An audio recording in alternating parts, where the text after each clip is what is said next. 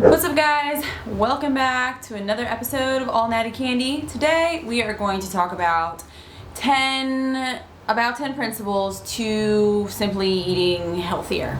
So I know the concept of eating healthier can be this massive, intricate thing, and the world of nutrition is a very intricate thing, but I'm just gonna try and simplify it, break it down, and condense it into this video that will be hopefully only a few minutes.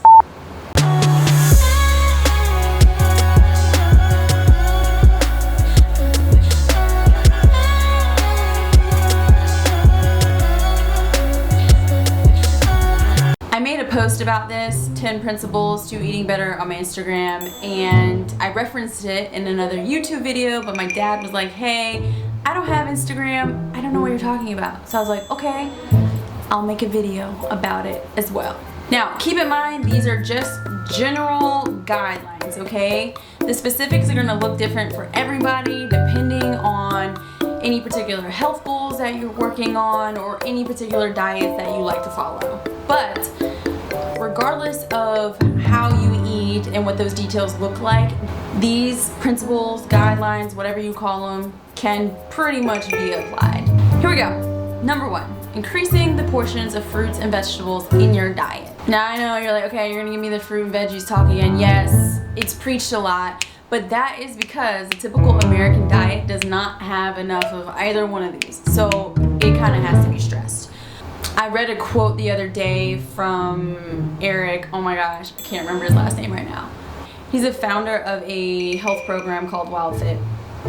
Anyways, studied nutrition for a long time. So the quote, let me paraphrase, basically said, fruits and vegetables do not heal diseases, but the absence of them is what leads up to diseases. And I cannot stress how true that is. But the caveat is you can use fruits and vegetables to reverse the disease process if those things have been in lack in your diet. So there's the upside. So anyways, when you're thinking about the plate, you know how we always have the plate that people draw up and then it's divided up by how much food should be everywhere. Try to make half of your plate fruits and vegetables, 50%. And when it comes to vegetables, I would aim to eat more raw veggies, as many raw veggies as you can. I truly believe that the power of raw vegetables is so underestimated. They have so many healing properties, so many nutrients to keep your body functioning at its highest potential. We want to get as many of those as possible, okay? Don't just cook all your vegetables and cook out all the good stuff that you need from it. So that could look like eating all your vegetables raw, or mixing. Have some of your veggies raw and then cook some of your veggies in a meal. And if you are gonna cook it, I would recommend lightly cooking them, okay? Don't sear all your veggies.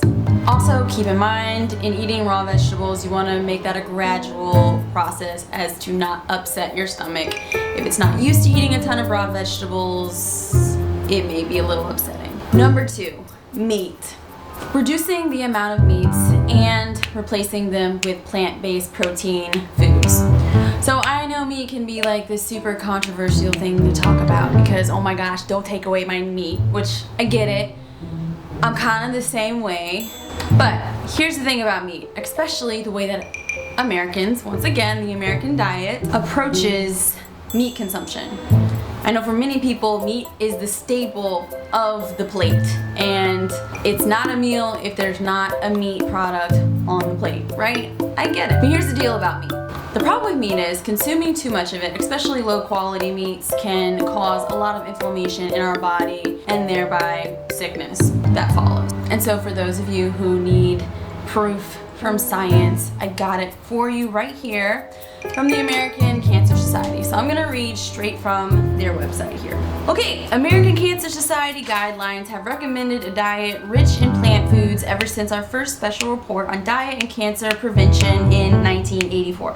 Those guidelines recommended consumers limit their intake of processed and red meat. Processed meat is meat that has been preserved by smoking, curing, salting, or the addition of chemical preservatives. That includes hot dogs, bacon, sausage, corned beef, and the like. So, there you have it. I didn't say it, I'm just the messenger. Am I saying that you can never eat meat again to be healthy? No, that's not what I'm saying. But maybe instead of eating meat 3 times a day, can you have it once a day? Or 3 times a week? And can we replace those meat ingredients with plant-based ingredients? Outside of that, there are companies who measure our biological age, which is different from our chronological age. So chronological age is how long we've literally been living on the earth. Biological age, something completely different related to how we are treating our body, and are we aging faster than we need to be?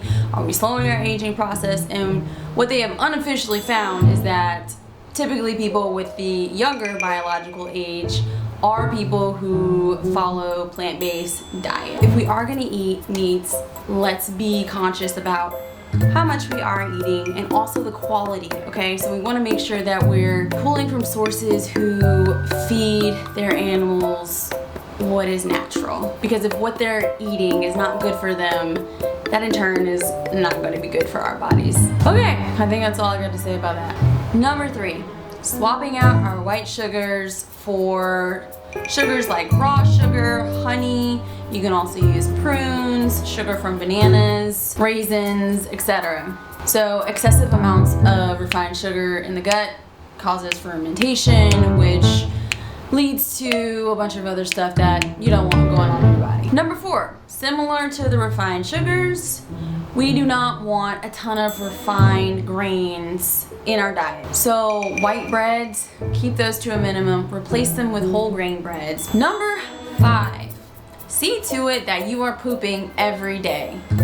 Why do we need to poop? I'm pretty sure I've said this on another video. We need to poop to remove waste that should no longer be in our body. It's important part of our body functioning the way that it should. We put things in, our body metabolizes it, and then we have to get rid of the waste. And when you have toxins building up in your gut, that's going to affect everything in the gut and around it. So that means we are seeking out foods that are high in fiber, and along with that, we're increasing our hydration. I always forget the calculation for how much water, we should drink per our body weight, but roughly 8 glasses of water a day, somewhere around there. Number 6, find natural and whole foods that are tasty and attractive to you. What happens before we put the food in our mouth is very important as well. So we want something that's attractive to us so we can get our digestive enzymes going, which thereby aids the digestion process once we swallow our food.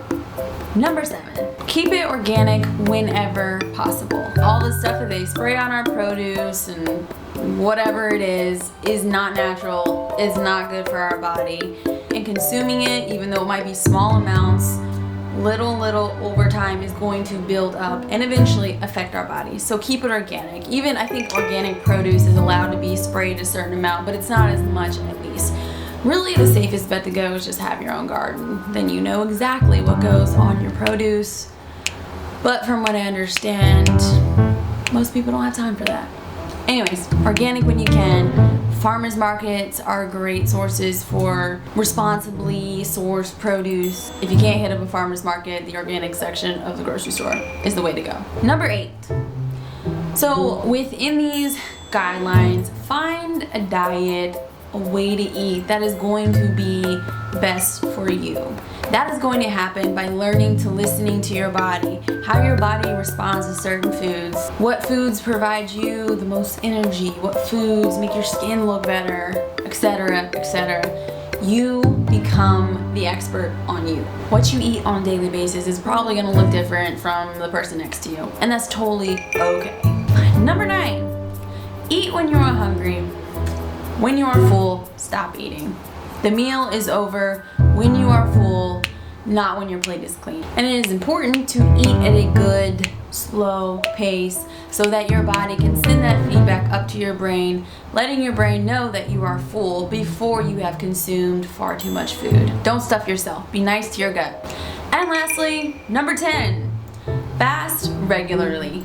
And I'm not talking about intermittent fasting, which I know has been circulating a lot these days. What I mean is pick a day, maybe once a month, once a season, maybe 1 to 2 days, and give your body organ rest. So in that 1 or 2 days, maybe you're just doing juices or broths. So you're still getting nutrients, but you're allowing your digestive organs to rest, to clear out all the gunk that's probably been building up, and to let them reset so they can continue doing what they normally do for you every day at their highest level functioning, and that is a fly. Okay. I know some people who will fast once a week. I don't know. Figure out what's best for you. I will typically do some sort of fast or cleanse personally once a season. It just feels right for me. I kind of clean up my house once a season too, so it just all goes together. Anyways, that is it. I try to keep it as quick as possible. I hope this is easy to digest. Oh my gosh. Anyways, I will see you guys next time. Hey guys, thanks so much for watching. I hope you enjoyed it. Hope it was helpful. Like, subscribe, comment, press the little bell button so you know when the next episode is out. And I'll see you guys next time. Toodles!